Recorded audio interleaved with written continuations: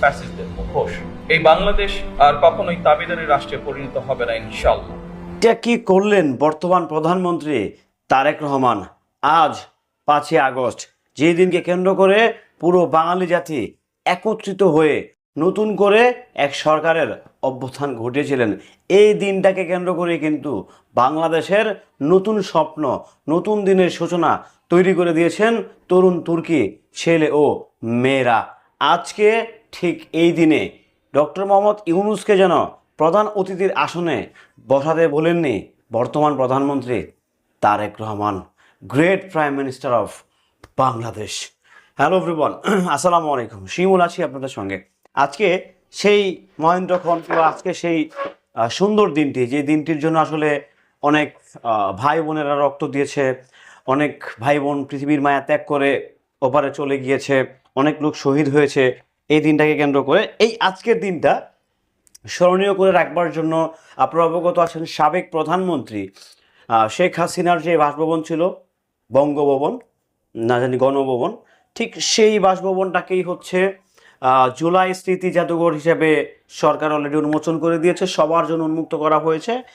এই এই যে জুলাই জাদুঘর বাস্তবের কিন্তু হাত দিয়েছিল অন্তর্কালীন সরকার, ডক্টর মোহাম্মদ ইউনূসের সরকার। সো সে আজকে হাজির হয়েছিলেন সেই জুলাই জাদুঘরের ভিতরে। একটা মঞ্চ তৈরি করা হয়েছিল, সেখানে বাংলাদেশের প্রাইম মিনিস্টার ছিলেন, বর্তমান যিনি প্রাইম মিনিস্টার তারেক রহমান উনি ছিলেন, সাথে আরও অনেক দলীয় নেতাকর্মী থেকে শুরু করে আরও অনেক যারা জুলাই যোদ্ধা আছেন সবাই এখানে ছিলেন, এখানে সব উপস্থিত ছিলেন। তো তার ফাঁকে প্রফেসর মোহাম্মদ ইউনূস উনি হচ্ছে অতিথির আসনে বসাচ্ছিল, মানে প্রধানমন্ত্রীর তো উপরে থাকে। তো আমাদের সাবেক সরকার কিংবা অন্তর্কালীন সরকার প্রফেসর মোহাম্মদ ইউনূস উনি বেসিক্যালি হচ্ছে আমাদের যারা খুব ভিআইপি গেস্ট থাকেন সিরিয়ালের নিচে, তাদের সিরিয়ালে তাদের সারিতে প্রধান সারিতে উনি বসাচ্ছিলেন। বাট এই ব্যাপারটা বর্তমান প্রধানমন্ত্রী তারেক রহমানের চোখে পড়ে গেছে যে উনি ওখানে কেন, ওনাকে আমার আসনে বসাতে দাও, ওনাকে আমার পাশে বসাও। এই যে সুন্দর মিউচুয়াল কিংবা এই যে সুন্দর আন্ডারস্ট্যান্ডিং, এটা আসলে সত্যি কথা বলতে আমরা নতুন বাংলাদেশের এই সূচনাটাই চাইছিলাম। তো বিশ্বাস করেন আমার এই জিনিসটা দেখার পর মানে আমার যত রকমের চিন্তা ভাবনা ধ্যান ধারণা ছিল সকল কিছু পরিবর্তন হয়ে গেছে। যে আসলে আসলে একটা সরকার প্রধান যদি চায় অনেক কিছুই করতে পারেন। একজন সরকার প্রধান দেখেন, ডক্টর মোহাম্মদ ইউনূস কিন্তু বাংলাদেশের শান্তিতে নোবেল পেয়েছে। আপনারা জানেন সে কিসে পাইছে, সেদিকে আমি যেতে চাই না, বাট উনি কিন্তু শান্তিতে নোবেল পেয়েছে। তো সেই ব্যক্তিটাকে কোনোভাবেই সম্মান দিতে একটা সেকেন্ডের জন্য ভুলেন নাই বর্তমান প্রধানমন্ত্রী তারেক রহমান।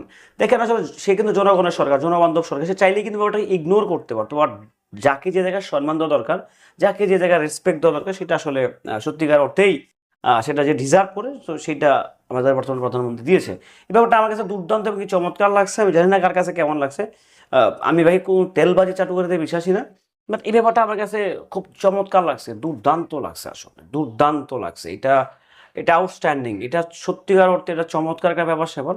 এটা আমার বুকটা সত্যি কথা ভাই ভরে গেছে। আমার কাছে খুব ভালো লাগছে বর্তমান প্রধানমন্ত্রীর এই অ্যাটিটিউড কিংবা এই অ্যাক্টিভিটিসটা। কার কাছে কেমন লাগছে সেটা আপনারা জানাতে পারেন। আমার কাছে খুব ভালো লাগছে। ভালো থাকবেন, সুস্থ থাকবেন, আল্লাহ হাফেজ।